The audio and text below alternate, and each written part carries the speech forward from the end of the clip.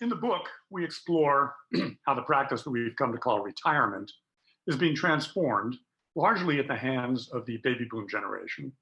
The boomers are transforming retirement by dint of their sheer numbers, by their collective economic clout, and by their aspirations and attitudes, which include a willingness to experiment and do things a little bit differently.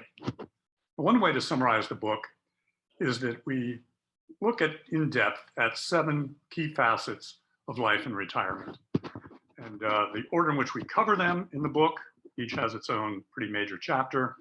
If you want to read starting at noon clockwise, they're work, leisure, health, family, home, finances, and purpose, which also includes things like volunteering and giving and making a difference in the world. Now, we believe that for organizations, and this may be commercial or governmental or nonprofit, in order to really support and serve older Americans, we really have to understand what's going on in their lives in some depth, but also holistically, hence all the crazy connector lines on my little diagram here. Take a really obvious example of firms providing financial services or advice. You really have to understand what's going on in people's lives, what's important to them, what they want to have their money to spend on.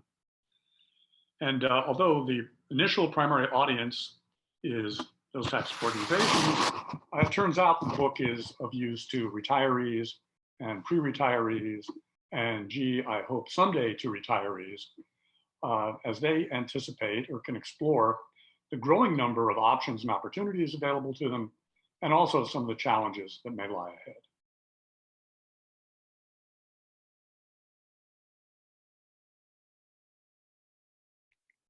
Number 6 is that retirees have enormous variety. In fact, it's my contention that 65 or 70-year-olds probably exhibit more variety in what they're up to and what they're interested in than maybe 40-year-olds, because the 40-year-olds have more predictable constraints upon their lives having to do with family and work.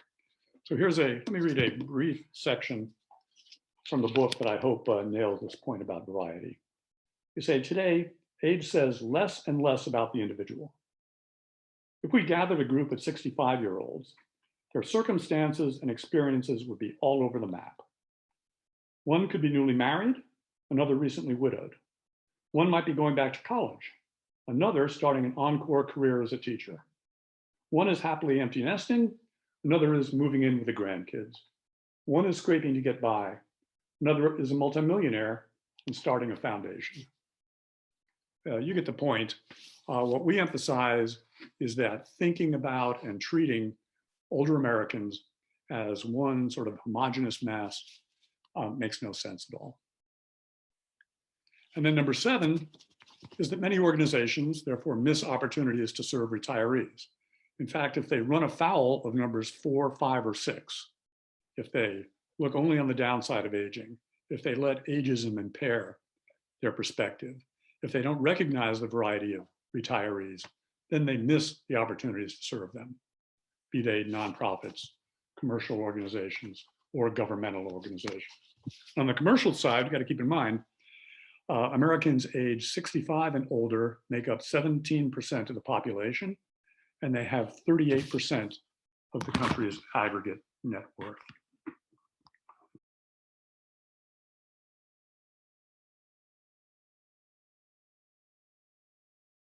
So what did we learn? First, something that shouldn't be that much of a surprise, ever since early in the pandemic, I've been collecting articles that point out, gee, older people are more susceptible to the contagion, but they seem to be coping better overall. And that's exactly what we found. We asked, how well are you coping with the impacts of COVID-19? And the older well, first of all, a majority of all generational cohorts say, well, we're hanging in there, we're doing somewhat well. But those who say they're doing very well are more likely to be older.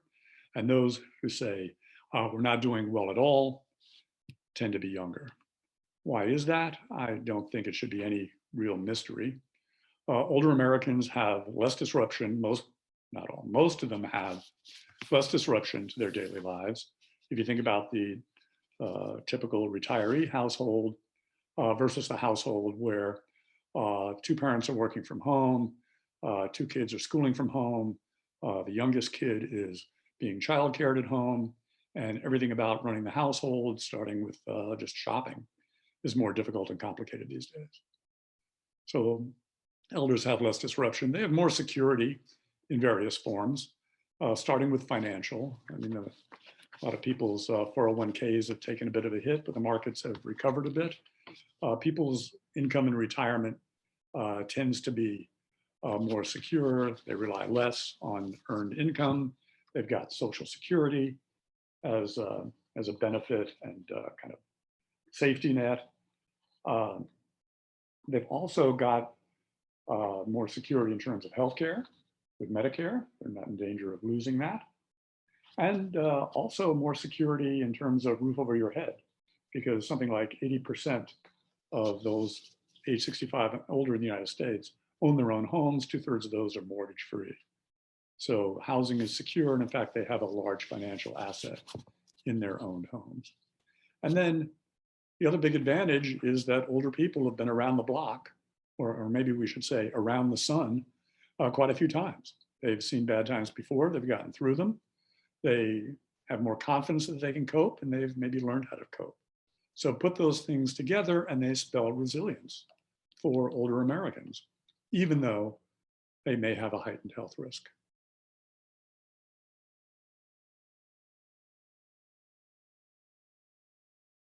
This is not related to older Americans and resilience, but I think you'll find it very interesting.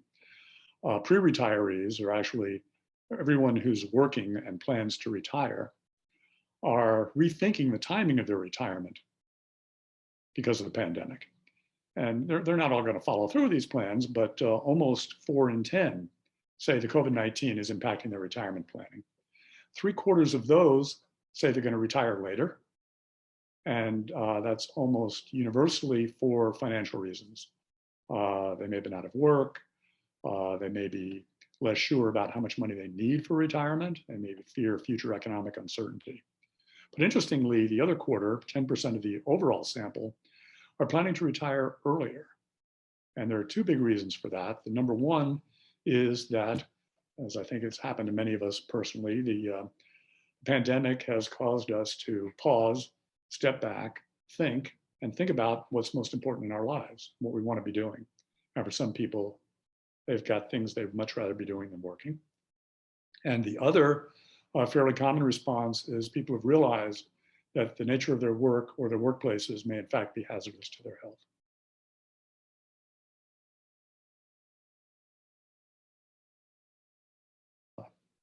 We've given some thought to, all right, so what are some of the lasting effects of the pandemic? And I can name a few. These are maybe a little bit speculative, but in each of our facets of life and retirement. In work, well, first of all, I really hope younger people who have been furloughed or lost their full-time jobs get them back as soon as possible. At the same time, I can make a case that working retirees may become more attractive as employees as employers scale back up, because working retirees represent skilled and experienced workforce, happy to work part-time, often able to work flexible hours, and often able to work from home with minimal disruption. And so there may be more opportunities for working in retirement coming out of the pandemic. Leisure, the big question is, well, I think there's got to be a lot of pent-up demand. When and how soon can it be released? But then how will leisure providers, especially in the travel, tour industry and so on, how will they kind of ensure people's safety, medical safety, and cruise ships and so on? In health, it's interesting. Will people continue to be more careful about their personal health and hygienes and respecting the health of those around them? Well, we certainly hope so. And this next point doesn't need a question mark. Telehealth is here to stay. I hear various estimates adoption of telehealth has made 10 years worth of progress in about 4 months is one of them. And that can be a boon for older Americans, basically giving them more direct access to healthcare, but only those who are in fact online and have access and have reasonable facility using the technology. One of the things that came out of our recent research is, in fact, and this is no surprise, that there's a digital divide between younger retirees who can make full use or reasonably full use, not compared to our grandkids, but full use of the technology, and older retirees who don't have that as an access point. And I believe, more than ever, I think we probably said it in the Edward Jones report, access to technology has gone from a convenience to a necessity for everybody. On the family front, will families continue to grow closer? Does that mean they'll also grow more financially entangled? On the home front, well, the senior living industry is under enormous pressure now. And in fact, senior living facilities of various kinds, not just nursing homes, but assisted living and continuing care, retirement communities, and so on. They are going to be judged by how well they came through the pandemic, and that may make them, as individual facilities, more or less attractive. But another question that occurs to me is, will aging in place be more or less attractive? The stated preference of about 2/3 of Americans is to age in my own home, even when it comes to needing long-term care. Will that be more attractive because social distancing is easy, or will it be less attractive because you can be more isolated from some of the services and, in fact, some of the people that you need? In finances, will, as we just discussed, will more people delay retiring? Very importantly, will they pay more attention to health costs and long-term care costs in retirement? Far too many retirees think they're financially prepared, but that's for their everyday living expenses, not necessarily for their out-of-pocket health expenses, which are estimated for a couple retiring at age 65 today. They can expect to pay almost $250,000 in out-of-pocket health expenses. And that's not even including long-term care. And then finally, will pent-up desire to be good, people who have not been able to volunteer as they might have, will that be released? That would be great. And how many people have stepped back and reconsidered their priorities, not just around work, but around life in general? And what will those effects be? So all points for, I hope, useful discussion.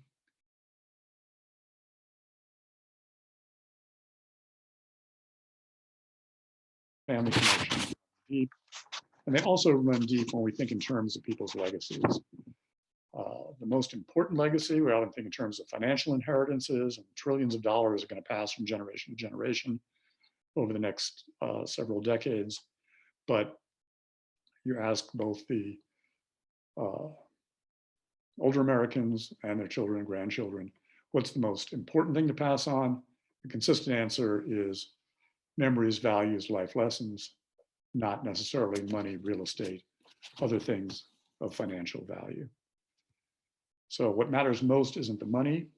Actually, we found several examples which I applaud of one way to pass on the values is in fact to volunteer or otherwise be generous as a family rather than as generation by generation individuals.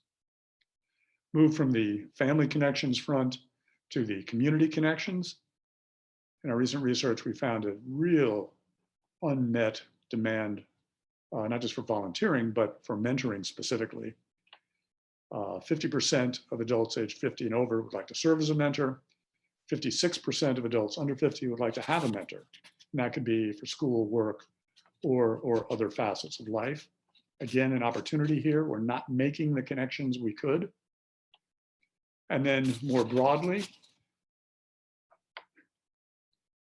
consistently over 83%, but it rises with age, as you see, Americans wish that older and younger generations took more time, and I would add, had more specific opportunities to learn from one another. So multi-generational connection, we hope, is growing and is extremely powerful.